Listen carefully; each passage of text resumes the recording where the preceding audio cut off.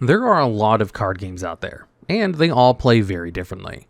The two games with the longest running and biggest competitive scenes, Yugioh and Magic: The Gathering, play almost completely differently, to the point where a lot of the cards that be completely normal in one game are game-breaking in the other. So today, we're going to be taking a look at some Magic cards that are even better in Yu-Gi-Oh! And starting off at number 10, we have Agatha's Soul Cauldron. This is a legendary artifact for 2 mana that has 3 abilities. First, it can tap itself, which is essentially a soft once per turn, to target a card in the graveyard and exile it, exiling being the same thing as banishing. If it exiled a creature card, or a monster, you get to put a +1/+1 counter on target creature you control. These counters just give the creature some extra power and toughness, or attack and defense. However, it also has the ability where each creature you control with the +1/+1 counter on it has all of the activated abilities of all creatures exiled with Soul Cauldron. Finally, it also lets you spend mana as though it were mana of any color to activate creature abilities. This is just to let you use abilities from your opponent if you're on different colors, a concession necessary due to Magic's color system. Soul Cauldron is a very powerful card even in Magic: The Gathering, being used with a variety of cards with powerful activated effects. For reference, in Magic, an activated ability is an ability with a colon in it. Most recently, it was a problem with a card, Vivi Orniter, which has the ability where you can pay 0 mana to add an amount of blue and red mana equal to this creature's power, but only once per turn and only during your turn. The pay 0 mana thing is just Magic's way of saying it's a slow speed ignition effect with no cost, as Magic very rarely makes activated effects with effectively no cost. This was a huge problem, because it meant that Vivi didn't have to worry about summoning sickness, the rule in Magic preventing creatures from attacking or using tapped abilities the turn they're summoned. Vivi's ability could be used as soon as it entered play, and thanks to Soul Cauldron, that ability could be used by any creature you controlled with a +1/+1 counter on it as soon as you got them into play and exiled a Vivi. This led to explosive combo turns that weren't common in Magic, especially in the standard format that was meant to be a lower powered overall. A lot of these abilities would translate directly over to Yu-Gi-Oh! With no issue. Soul Cauldron could allow you to use the effects of powerful monsters without ever actually summoning them. Imagine using Nadir's Servant to summon Cosmic Blazar Dragon, and then banishing with Cauldron to give its negation effect to any monster you had on board, or giving it to every monster on your board that has the appropriate counters. This is, unfortunately, where you do have to have a bit of interpretation, as there isn't an equivalent for +1/+1 counters in Yu-Gi-Oh! Part of what makes Soul Cauldron so crazy is the fact that +1/+1 counters are very supported as a mechanic. There are multiple mechanics designed around and supporting creatures with +1/+1 counters and moving them around. The closest thing in Yu-Gi-Oh! Is probably spell counters, but the way those work is still very different. The power of Cauldron shifts greatly depending on how you interpret its effect. If you retcon it into being a type of counter that is already widely used, like spell counters for example, then the card could slot into certain decks and immediately wreak havoc. However, if it had a new type of counter that only it put on cards, it would be much worse, though still not useless. Thanks to the confusion around exactly how this card would work within Yu-Gi-Oh!'s rules, it's taking a rather low spot on this list. This is one of the rules that this list will try to follow, as having to make up how a card works to fit into the game makes the process a lot less objective, so we'll be sticking to cards that can just easily be ported over whenever possible. We'll also be ignoring Magic cards that cost a ton of mana and have obviously broken effects, like Enter the Infinite or Behold the Beyond, as it's pretty obvious that any card that's balanced by costing a ton of mana would be too strong in a game that famously lacks a resource system. And at number 9, we have Surgical Extraction. This is an instant with a mana cost of 1 Phyrexian black mana, which means that can either be paid with 1 black mana or 2 life. This means that, as an instant that requires no mana to cast, Extraction is essentially a hand trap. It has the effect where you target a card, other than a basic land card, in your opponent's graveyard. Then you search their hand, deck, and graveyard for any number of cards with that name and exile all of them. This is basically a DD Crow that banishes all copies of the card you target, no matter what zone they're in. It also lets you peek at your opponent's hand while you do so, as a treat. The so-called lobotomy effects are common in Magic, and while they can be powerful, they're rarely broken. Magic decks very rarely require specific cards to play the game, in part because most Magic decks aren't combo decks. While there may be specific cards that a deck wants to draw and play, They're usually built to be able to play without getting access to a certain card or cards, as Magic has far less searching than Yu-Gi-Oh does. However, that's not to say that they don't exist, and cards like Surgical are designed to give decks the means to combat these combo decks. This has led to the creation of cards like Surgical, as well as cards like Infinite Obliteration, which removes all copies of a creature from the deck and doesn't require one in the graveyard to target, or Surgical's cousin, Extirpate, which costs mana and has the same effect, but has a split second as well, meaning that it's spell speed 4. These cards are already good sideboard cards in Magic, but in Yu-Gi-Oh! They'd be main deck material.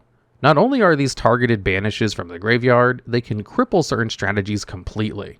Taking out King Sarcophagus, for example, can strand the new Horus monsters in the graveyard permanently. Banishing all copies of Sky Striker Ace Ray can leave a Sky Striker without the ability to make any real plays. While this doesn't leave those strategies completely unable to play the game, it hampers their abilities to make any of their most integral plays. Getting all of this on top of an effect that already is proven to be incredibly powerful would make Surgical Extraction an absolute monster of a card in the right metagame. And at number 8, we have Emrakul, the Promised End. This is a legendary Eldrazi creature for 13 mana. It costs 1 less mana for each card type among the cards in your graveyard. For reference, there are 9 different card types in Magic. It has 2 keywords, Flying and Trample, which both make it better at attacking, but that's not super relevant for us. It does have protection from instants, which means that it can't be targeted by instant cards. Most importantly, it has the effect where, when you cast it, you gain control of target opponent during their next turn. After that turn, that player takes an additional turn. This gain control of target player effect is something that's on a few cards across Magic's history, but none of them are quite as infamous as Emrakul. This card was actually banned from its standard format, as it was simply far too powerful for most of the format to contend with. Its cost lowering effect could get it down to only 7 or 8 mana to cast in a deck that was built to facilitate it, and getting a creature card this powerful for that much mana was almost impossible to deal with. The play pattern for Emrakul was cast it, spend your opponent's turn casting their last creatures, and then use their own removal against them, attacking into Emrakul and letting her block and destroy those creatures, and then passing to the opponent's next turn, where they would promptly concede the game. This would only be more true in Yu-Gi-Oh!, where players have a lot more freedom with what they use their cards for on any given turn. There is nothing more powerful in Yu-Gi-Oh! Than forcing the opponent to play their deck badly. Doing your opponent's entire combo only to end up linking all their monsters into a Nightmare Unicorn that spins itself back into the deck will probably net you a win, even if they get a second turn to try to turn things around. If you use up every single card in your opponent's hand, the one draw they get for turn is unlikely to change anything, unless it's the perfect starter. Even then, if you have a full board of interaction, that probably won't be enough either. While there are several versions of this effect that would all be insane in Yu-Gi-Oh!, Emrakul is on this list thanks to being a creature. While putting an expensive instant or sorcery onto this list goes against the spirit of the list, however, Yu-Gi-Oh! Has its fair share of hard-to-summon monsters with strong effects too. Additionally, Emrakul's ability to yoink the opponent's turn only works if it's cast, which in Yu-Gi-Oh! Terms is saying that it has to be properly summoned and can't be cheated out. This makes it pretty comparable to the average Yu-Gi-Oh! Boss monster, except much more powerful. No matter what summoning mechanic Emrakul used or how difficult and costly it was to summon, it would still be broken because its effect is just that powerful. And at number 7, we have Ravenous Trap.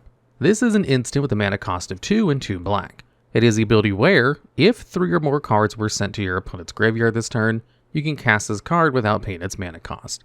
And it has the effect to exile all cards from target player's graveyard.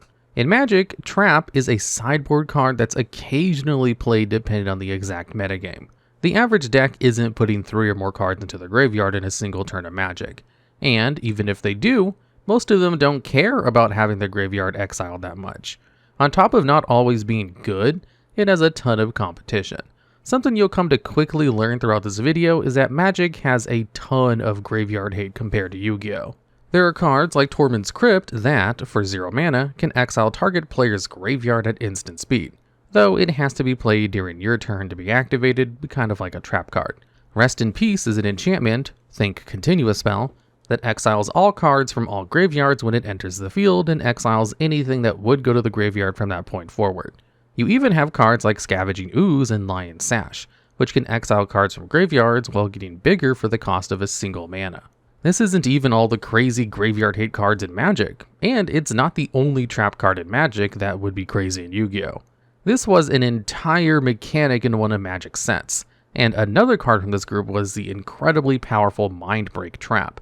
This is an instant for 2 and 2 blue that you can cast for 0 mana if your opponent casts 3 or more spells in a single turn, and it has the effect to exile any number of target spells. Now, it's important to remember that in Magic, a spell is just any card that isn't a land while it's being cast. Also, if a spell is removed from the stack, Magic's version of the chain, before it resolves, it doesn't work. So you know the whole joke of MST doesn't negate? Well, it would negate in Magic. The stack is more of a place cards go in Magic as opposed to just something that exists in the Aether. The point here is that it takes a bit of imagination to translate this card to Yu-Gi-Oh! The best we can do is that you can activate it from your hand if your opponent has summoned 3 or more monsters and or activated 3 or more spell or trap cards, and it has the effect to negate all cards below it in the chain link, and then banish those cards. This would essentially make it a better version of Dominus Impulse that any deck can play regardless of what attributes of monsters it has. Really, the choice between Ravenous and Mindbreak Trap is extremely difficult to make. Ravenous Trap was brave enough to ask the question, if Dimensional Shifter is so good, where's Dimensional Shifter 2? And Mindbreak Trap is just a free Solemn Judgment as a hand trap, both of which are such insanely unfair cards to have in the game that no one would ever dare print them. And at number 6, we have Hushbringer. This is a fairy with a mana cost of 1 and 1 white. It has Flying and Lifelink, abilities that don't matter in this context. But it also has the ability where creatures entering or dying doesn't cause abilities to trigger. Dying is the term Magic uses for when a card is sent from the field to the graveyard for reference.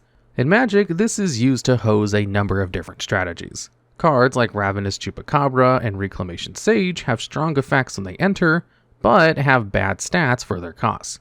Hushbringer makes these cards just bad, as their useful effects will never trigger.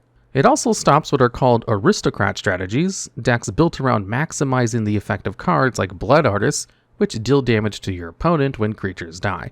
Hushbringer is a counter to both of these types of strategies, but isn't amazing in any other matchup. However, in Yu-Gi-Oh!, Hushbringer's effects are much more promising.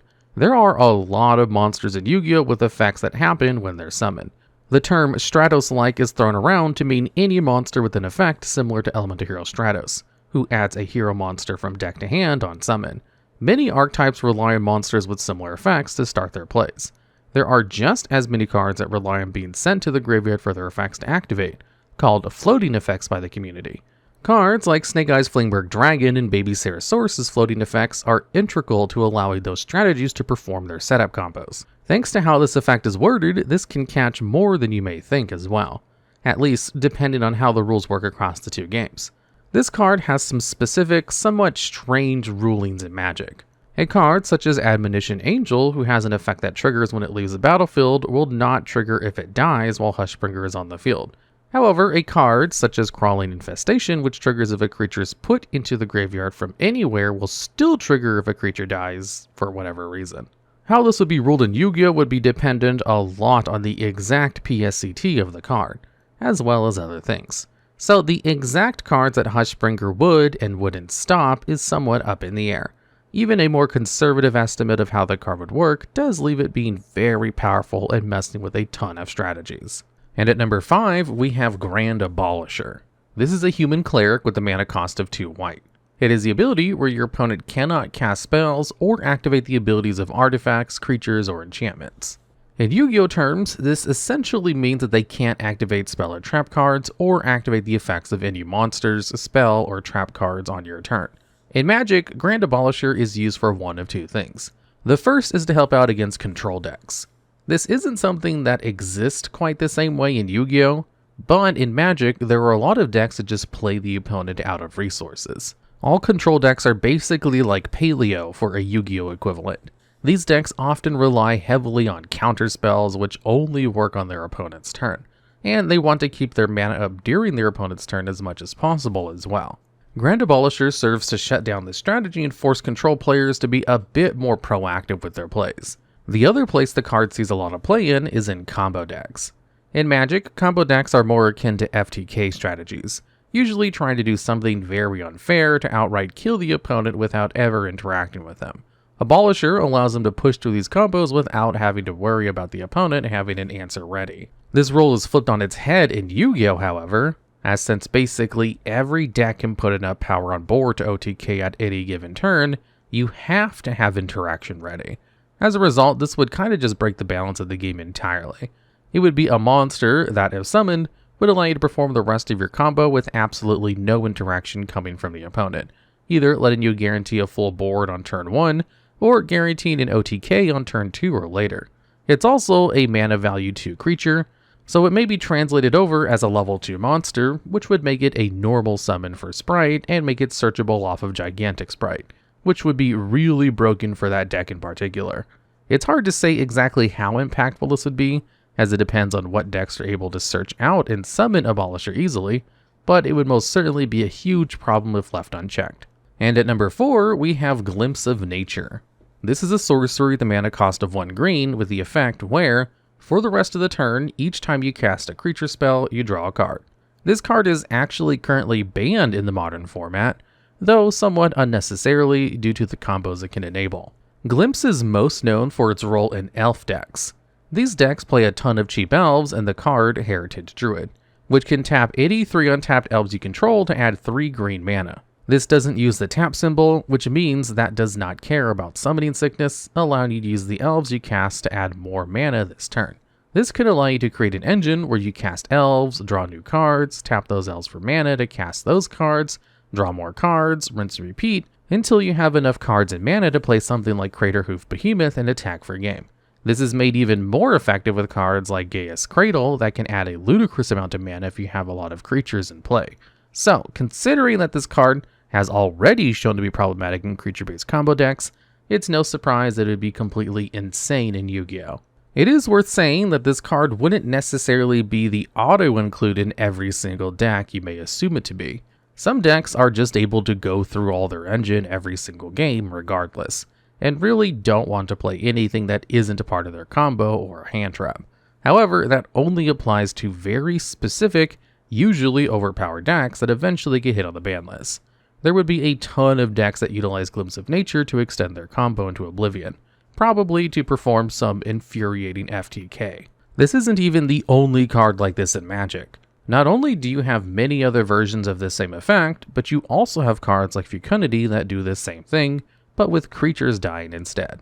Overall, the number of combo decks in Magic is a lot lower, so the game can handle more enablers like Glimpse in the game. However, if they are seen play, you can rest assured that something crazy is happening. And at number 3, we have Ahsiok Dream Render. This is a legendary planeswalker for 1 and 2 blue or black mana.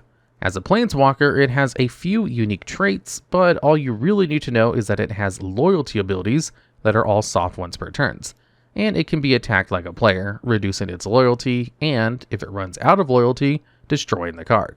How exactly this will work in Yu-Gi-Oh! Is anyone's guess, but literally any way that it did work would result in the card being broken, thanks to how good its effects are. It has a static effect where your opponent's spells and abilities can't cause them to search their library, so they can only add cards to their hand by drawing them. Additionally, it can -1 to make target player mill 4 cards, then exile all cards from each opponent's graveyard. So, this card has the Floodgate effect of Thunder Dragon Colossus, can almost Needlebug Nest you multiple times, and eats your opponent's entire graveyard just to make them question what they're doing with their life. In Magic, these are strong silver bullet effects that can really mess up an opponent's day if they happen to walk into them. Tutors, as Magic players call them, are extremely powerful but quite rare, so stopping them isn't often completely devastating. As we mentioned earlier, graveyard hate is strong, but most decks aren't ruined by it, and milling yourself is good in certain decks, but not all of them. However, all of these effects are much better in Yu-Gi-Oh!, where every deck searches and every deck uses the graveyard. Droll Lockbird has been a thorn in players' side for a long time, precisely because so many decks search so often during their combo. The most broken part of this card, in the context of Yu-Gi-Oh! At least, is actually the mill. Many decks can use this as a way to start their plays. Being able to start your combo with a card that also forces the opponent to remove it before you're allowed to play is a brutal combination. Were it to be ported over, Ahsiok would be a frustrating card that a ton of decks would take advantage of. And at number 2, we have Wish. This is a sorcery for 2 and 1 red with the effect where you can cast one card you own from outside the game this turn. Ladies and gentlemen, we finally found it. Binder Summoning. Now, to clarify how this card works is that it grabs a card from your sideboard or side deck, not just any card that you own anywhere. That restriction isn't particularly important though, as it's quite easy to just stuff your sideboard with a few good targets for a wish. In Magic, these cards are usually used in one of two ways. The first is to grab specific sideboard cards that they're relevant for a matchup. For instance, you could use Wish to grab a Stony Silence against an artifact deck, or Rest in Peace against a graveyard deck. The second use case is for combo decks. Since Magic has cards like Surgical Extraction running around, sometimes playing all 4 copies of an important combo piece in your deck could be a liability. Instead, you could put 3 in your deck and 1 into your sideboard. This not only prevents the opponent from lobotomizing all the copies out of your deck, it also actually gives you effectively more copies of your combo piece. If you run at least 2 wishes, you'll have an effective 5 copies of that card available, which can make performing your combo even easier. Both of these use cases would also be viable in Yu-Gi-Oh!, but especially the ability to craft a so-called wish board. One aspect of Yu-Gi-Oh! That just doesn't exist in Magic is the split between going first and going second cards. Going first, you can set powerful trap cards that are nearly impossible for your opponent to play around, though many of these cards have been banned. There are just as many crazy going second cards meant to deal with an established board. As strong as these cards are, they're very bad if you draw them and you're on the wrong side of things. Drawing a good going second card going first is pretty bad and vice versa. A wish effect would completely get around this issue by letting you find your going first or going second cards only when they're useful to you. This isn't even the end of the engine you can make with a wish board. Putting cards like Triple Tactics Talent and Triple Tactics Thrust can allow you to grab only after your opponent has turned them on, ensuring maximum value. You can also hide a few extenders and starters in your sideboard to make sure that Wish is always online for those. With a properly built sideboard, Wish is always the best card for any scenario, giving it a level of flexibility and power that Yu-Gi-Oh! Simply can't handle. And all the way at number 1, we have Silence. This is an instant for 1 white mana with the effect where your opponent can't cast spells for the rest of this turn. Now, it's worth mentioning that this isn't quite as backbreaking as you may at first assume. Silence doesn't stop the opponent from doing absolutely anything. Any activated or trigger abilities of the cards still trigger. They just can't cast any cards. In Yu-Gi-Oh! Terms, this would prevent you from summoning any monsters or activating any spell or trap cards, but not preventing you from activating the effects of cards anywhere else. So you can still activate most hand traps and the like, and any interaction you already have on the field will still work as normal. In Magic, Silence isn't that great of a card. Sure, you can cast it onto your opponent to stop them from doing anything, but that's not usually worth it. Games are slow enough in Magic that your opponent can just take the card advantage inherent to you wasting your Silence and grind the game out. And if they have any instants, then casting Silence really didn't accomplish anything. The main thing Silence has done is, once again, enable silly FTKs. Starting your turn with a Silence in a combo deck forces the opponent to use any counter magic they have in order to try and stay in the game. This can be strong, but it's a rather niche use of the card. Of course, in Yu-Gi-Oh!, its applications are much more broad, which is to say, if you have it going first, you kind of just win the game. There is no deck that can play into an established board without summoning monsters or activating spell and trap cards. Even decks that just want to set back row and pass will still want to use their normal summon on something, or activate a spell card or two. It isn't as good going second, as while it can stop the opponent from summoning any more monsters or flipping any set cards, it won't stop most of their interactions they set up during their turn. Still, the ridiculous power the card offers going first would literally ruin the game, easily earning it the top spot on this list.